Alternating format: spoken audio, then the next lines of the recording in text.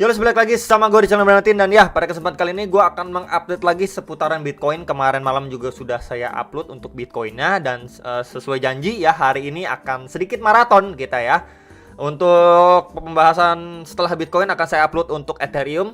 Setelah Ethereum nanti akan saya update video analisa untuk si Cardano gitu ya. Jadi memang saya cukup semangat untuk bikin video perihal Ethereum dan juga Cardano ya. Jadi memang setelah Bitcoin saya record, upload ya, habis itu lanjut ke Ethereum, record, upload, habis itu lanjut ke Cardano, record dan upload gitu teman-teman ya. Oke guys, jadi di video kali ini akan saya bahas untuk awalnya itu adalah di XY ya. Jadi memang ini untuk dolar indeksnya ini makin menguat. Dan ya kita tahu juga mungkin ada teman-teman yang belum tahu ya, kalau misalkan euro itu makin melemah gitu ya. Bahkan itu terendah juga ya, yang saya baca-baca berita juga. Dan ada hal yang cukup menarik ini nanti di tanggal 8 ya, bulan 9 di tahun ini ya, di bulan September khususnya. Itu jamnya sekitar jam 7:15 malam itu akan adanya kenaikan suku bunga ya, yang memang sebelumnya itu 0,5%. Perkiraannya itu 1%, dan banyak yang meyakini nanti kenaikannya itu sekitar 0,5 atau bahkan 0,75% gitu ya, untuk istilahnya menaikkan dulu nih mata uang euronya. Dan mungkin kalau misalkan nanti dia naikinnya cukup agresif yang bisa mengakibatkan untuk euronya itu menguat ya, mungkin akan menekan lah ya untuk penguatan dari si dolar. Karena kita lihat juga dolar atau ya dolarnya udah makin menguat terus gitu ya, bikin ATH terus gitu ya. Makanya itu juga salah satu faktor kenapa ya, salah satunya itu cryptocurrency atau bahkan Bitcoin itu susah banget naiknya gitu ya. Kan juga dolarnya itu menguat ya. Jadi kalau misalkan ini pembahasan saya di beberapa video yang lalu udah pernah saya bahas juga untuk di XY ini ya teman-teman, untuk dolar currency indexnya. Jadi memang ini untuk di box warna coklat bagian atas ini adalah area resisten terakhirnya dia, atau highest terakhirnya dia di area sini ya, di sekitaran 109,2 ya. Dari area situ kan kemudian dia drop testing di zona atau box warna hijau yang sempat saya tandain juga di sini.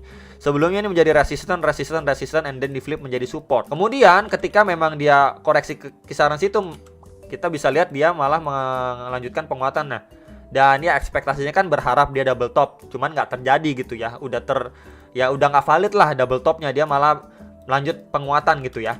Nah, untuk pembahasan saya yang lalu juga saya sudah menggunakan bantuan kakek Fibo ya teman-teman ya, Fibonacci yang saya ambil dari swing high ke swing low-nya dia yang terakhir, maka kita mendapati beberapa golden ratio ya. Dan ini pun udah mampu di break ya, bahkan di highest terakhir atau swing high terakhirnya dia juga mampu di break. Nah, targetnya memang di retracement 1,6 atau di sekitaran 112,17 ya. Ini menjadi targetnya. Jadi kalau let's say dia melanjutkan penguatannya, itu adalah menjadi target sebelum dia melanjutkan penurunan. Nah, cuman kalau misalkan saya boleh tambahin teman-teman ya, coba saya akan tambahin untuk area Fibonya. Di sini akan coba saya munculin retracement 1,272. Nah ya, jadi memang di sini tuh di sekitaran 110,5. Itu udah deket sekali dengan penguatan terakhirnya dia tadi sampai 110,26. Ya, jadi memang di area sini ya, ini akan saya coba tandain dulu dengan box warna putih. Nah ya, jadi memang di area sini ini menjadi next target nih, resisten, dan dia lagi testing dan sekarang lagi koreksi dikit gitu ya. Jadi hopefully dia ketahan ya, let's say dia ketahan di area sini ya, untuk bisa koreksi dulu nih, ngetes di area high sebelumnya atau di box warna coklat ini. Dibarengi juga nanti menjelang ini kenaikan suku bunga untuk euro ya. Jadi ini bisa menjadi salah satu indikasi yang cukup baik ya untuk bisa menekan penguatannya dolar. Jadi at least euronya menguat, kemudian dia juga udah ATH nih kan dolarnya, sehingga dia bisa koreksi terlebih dahulu gitu ya. Dan koreksinya pun kita bisa lihat dulu lah, area terdekatnya itu di kisaran range 108,5 lah ya, ini di sini 108,5 sampai 109 lah. Kisaran-kisaran area situ dia udah penurunan ke kisaran itu, koreksi ke kisaran situ aja udah cukup baik lah. Jadi seenggaknya dikasih napas khususnya untuk cryptocurrency. Ya, jadi kalau misalkan mungkin kita tahu juga ya, dolar ini menguat dari kemarin nih, kripto itu susah banget naiknya gitu ya. Udah naik dikit kepentung mundur lagi, naik dikit kepentung mundur lagi. Jadi agak bosen juga liatnya gitu teman-teman ya, sideways bolak-balik di situ-situ aja.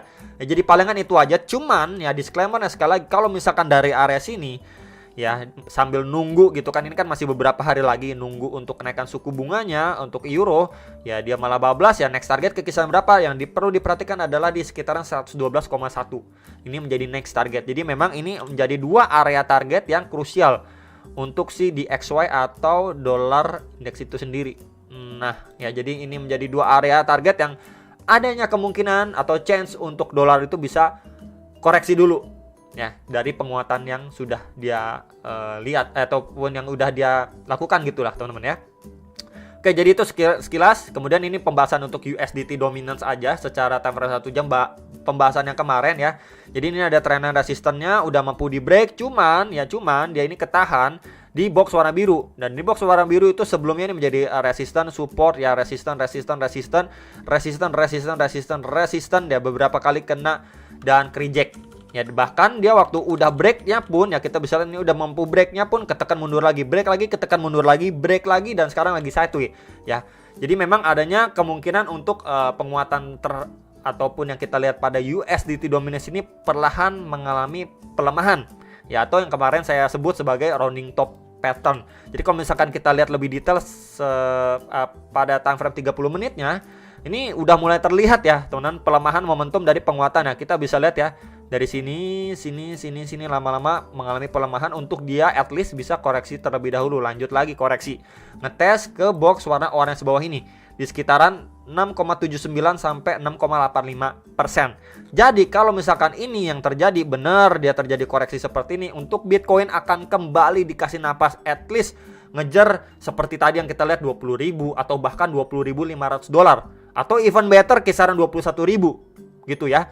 Jadi palingan itu dulu yang perlu diperhatikan. Nah, yang perlu diwaspadai kalau saja dia setelah sideways ini bahkan mampu nge-spike break, lewatin dari box warna biru ini. Nah, ini yang cukup bahaya untuk si Bitcoin, itu possible untuk masuk ke kisaran 18.000 sampai 19.000 dolar. Ya, jadi palingan diperhatikan terlebih dahulu untuk resistennya dan juga untuk supportnya, dan juga untuk sekarang momentum yang kita lihat ini perlahan dia sudah mengalami pelemahan. Ini untuk Bitcoin secara weekly ya. Jadi memang kalau secara weekly close candle-nya ini ya nggak bagus gitu ya. Kita bisa lihat dari sini close candle-nya itu nggak bagus, pertanda bayarnya itu belum cukup kuat ya untuk ngebawa harga si Bitcoin lebih tinggi, dan tekanan sellernya pun lebih signifikan. Kita bisa lihat bahkan dia bikin tail candle ya dari atas atau jarum ke atas gitu ya. Nah, ini memang adanya indikasi untuk dia bisa melanjutkan penurunannya. Kalau misalkan kita lihat dari histori sebelumnya, nah seperti ini ya, candle setelah diturun muncul seperti ini ya untuk melanjutkan penurunannya. Cuman hal seperti ataupun hal lain yang perlu diperhatikan atau yang menjadi bahan pertimbangan lah ya buat kita semua di sini ya, waktu memang dia udah turun ya, kemudian muncul nih candle yang sama kurang lebihnya, ada yang ini yang bullish yang bearish nih ya, tampilannya mirip ya teman-teman. Dia malah lanjut naik dulu sebelum lanjut dibanting. Jadi memang adanya skenario untuk dia bisa aja meneruskan penurunan seperti sebelumnya, atau at least dia dikasih naik dulu nih ya, 1, 2, 3 minggu setelahnya gitu ya, baru melanjutkan penurunan. Nah gitu ya. Jadi memang kalau ada yang nanyain apakah ini fix lanjut turun ya, belum fix. Kalau misalkan kita lihat dari pergerakan sebelumnya pun ini adanya possible malah dia dibawa naik dulu sebelum dibanting lagi gitu ya, untuk referensi aja lah gitu ya. Oke, next ini untuk Bitcoin secara daily pun ya nggak terlalu berbeda areanya, dia cuma sideways aja ya. Di kisaran range ini ya, balik lagi kemarin juga sudah saya sampaikan ke teman-teman sekalian, untuk dia bisa mungkin masih ada chance untuk naik lagi, dan perlu diperhatikan ya kalau naiknya pun ke kisaran area sini ya di sekitar 20.800 atau bahkan 21.800 dolar, itu masih adanya chance untuk dia reject bisa lanjut turun lagi gitu. Ya jadi memang ya sekedar dibawa naik sedikit kemudian dibanting lagi, itu adanya skenario seperti itu. Jadi misalkan dia memang sudah naik pun jangan terlalu FOMO menurut saya gitu ya. Mungkin buat teman-teman yang sudah melakukan akumulasi, nanti kalau dia naik ya udah bisa cicil jual atau menjual semuanya.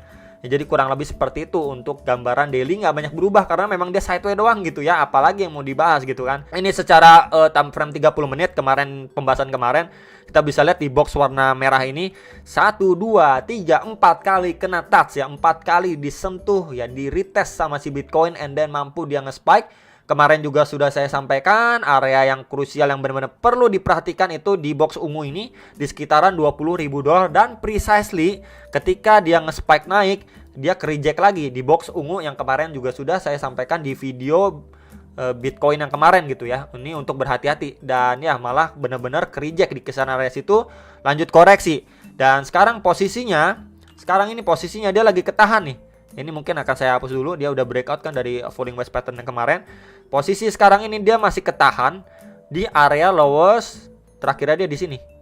Nah, tuh, dia masih ketahan, kita bisa lihat ya precisely dia masih ketahan. Berarti masih adanya chance untuk dia bisa melanjutkan penguatannya kembali. Ya, jadi memang itu yang perlu diperhatikan dan diwaspadai. Mungkin buat teman-teman yang udah condong nge-short gitu ya, ini menjadi salah satu bahan pertimbangan aja, karena memang posisinya dia masih ketahan nih di lowest area terakhirnya dia atau swing low terakhirnya dia. Jadi memang adanya potensi untuk ya dia bisa lanjutin penguatannya terlebih dahulu, atau malah dia cuma sideways aja di sini. Ya palingan itu aja dulu ya secara time frame 30 menitnya atau time frame kecilnya. Dan ada hal yang menarik juga yang pengen saya tambahkan atau infokan ke teman-teman nih. Mungkin akan saya tambahin ke time frame 1 jam aja lah ya. Oke, ini time frame 1 jamnya. Ya ini time frame 1 jamnya teman-teman. Ya di sini terbentuk seperti sebuah trend line nih. Ya resisten. Nah ini di garis warna hijau. Ya, nah kurang lebih seperti ini. Kita bisa lihat beberapa kali ke atas, ini 1, 2, dan ini 3 kali time frame 1 jam. Akhirnya dia ketekan mundur. Ya. Kemudian untuk bawahnya, ini juga terbentuk seperti trend line nih. Nih, ya makin lama ini makin ke atas. Jadi memang dia bergerak di dalam symmetrical triangle pattern. Nah, tapi kalau misalkan kita lihat dari atas, ya ini udah jelas yang namanya bear flag pattern. Kalau kita lihat dari atas, ini untuk pattern bearish melanjutkan penurunannya kembali. Cuman kalau misalkan kita lihat sekilas, ya untuk symmetrical triangle patternnya ini menurut saya 50-50. Entah dia akan breakout ke atas atau dia breakdown ke bawah. Kalau misalkan kita cuma lihat dari sisi triangle-nya doang. Nah, kenapa saya bilang menarik? Kalau misalkan kita lihat atau bandingkan dengan pergerakan sebelumnya, ini waktu dia nge-spike sampai $25.200, di sini juga terbentuk sebuah bisa dibilang ya trendline ya. Ini resisten ya. Ini sempat fake out. False break ya, sorry, ini sempat false break kemudian turun ya, terbentuk resisten, kemudian ini trendline support juga ya, ini seperti rising wedge ya. Jadi dia bergerak nih rising wedge, akhirnya dia drop signifikan. Oke, ini rising wedge. Oke. Nah, dia drop di area sini. Nah, kita coba lihat lagi, pantau lagi guys ya. Di sini terbentuk seperti trendline resisten juga nih. Ya, di sini trendline resisten, kemudian bagian bawahnya coba akan saya tarik juga. Nah, ini kurang lebih ya bisa juga sebagai rising wedge atau bear flag. Ya, jadi memang ini bisa juga sebagai rising wedge atau bear flag juga, ya terserah teman-teman yang anggapnya seperti apa untuk dia bisa melanjutkan penurunan. Nah, memang dua pattern ini lebih condong ya. Kalau misalkan kita lihat aja dari secara pattern biasa aja, bukan dari penerusan atau bagaimana dari uptrend atau downtrend datangnya ya, dia begini aja lebih condong untuk dia bisa breakdown ya, rising wedge. Ini juga rising wedge lebih condong untuk breakdown. Nah, sekarang ini kita dikasih pilihan yang menurut saya agak ambigu. Kita malah dikasih yang namanya symmetrical triangle pattern, bukanlah rising wedge. Kalau misalkan kali ini kita dikasih price action yaitu rising wedge lagi, ya lebih condong untuk dia breakdown gitu ya. Saya juga setuju. Cuman ini ambigu menurut saya, ini 50-50 gitu ya. Mungkin udah kita bisa lihat atau teman-teman lihat, oh ini volumenya udah makin kecil. Kemudian banyak berita FAT lah dan sebagainya. Wah, ini kayaknya Bitcoin udah susah lah buat naik. Dia bakalan condong turun lagi ke 18.000 atau 19.000 dolar gitu kan, atau bahkan 17.000 dolar. Cuman yang menariknya kita malah dikasih pattern 50-50 seperti ini gitu ya. Jadi bisa aja ketika orang-orang banyak udah condong drop ke bawah, malah di situ di squeeze yang nge-short dan lain sebagainya, ini dinaikin dulu at least ngetes di trendline atasnya ini di sekitar 20.200-an dolar, atau even better dia dinaikin lagi di kisaran 20.800 atau bahkan di sekitar 21.800 dolar di highest terakhirnya dia di sini. Coba akan saya tarik ya, ini di kisaran sini ya, sebelum dibanting lagi gitu ya, buat nyapu bersih yang udah nge-short. Kita bisa lihat ya sebelum-sebelumnya karena rapi banget gitu menurut saya. Di sini oke, breakdown ya, enak dilihatnya rising wedge. Di sini rising wedge oke, breakdown lagi. Cuman penurunannya nggak sesignifikan sebelumnya. Di sini kita dikasih pilihan yang lumayan tricky gitu ya, dimana orang-orang udah siap, ya udah dia breakdown dikit lagi gitu kan, malah di situ disikat, akhirnya dinaikin, digocek gitu ya, karena sebelumnya dikasih pilihan lumayan gampang dalam tanda kutip. Oke, di sini juga dikasih pilihan lumayan gampang dalam tanda kutip di sini, soalnya saya juga sempat melakukan short juga, dan di sini ya ini menurut saya udah ambigu sih. Ini benar-benar 50-50 menurut saya. Kalau menurut pandangan teman-teman bagaimana, bisa tulis di kolom komentar bawah video ini gitu ya. Jadi palingan itu aja hal menarik yang pengen saya bagikan ya, untuk teman-teman bisa menjadi bahan pertimbangan lain gitu ya, menurut pandangan teman-teman bagaimana, apakah skenario-nya oh ya udah dia memang wajar ya untuk turun lagi, ya udah memang wajar, atau malah ini di squeeze sampai naikin dulu 21.800 menjelang nanti, ya udah menjelang kenaikan suku bunga euro, kemudian di XY-nya melemah, kemudian dibarengi juga adanya event dari Ethereum gitu kan, tanggal 6 besok mulainya gitu kan.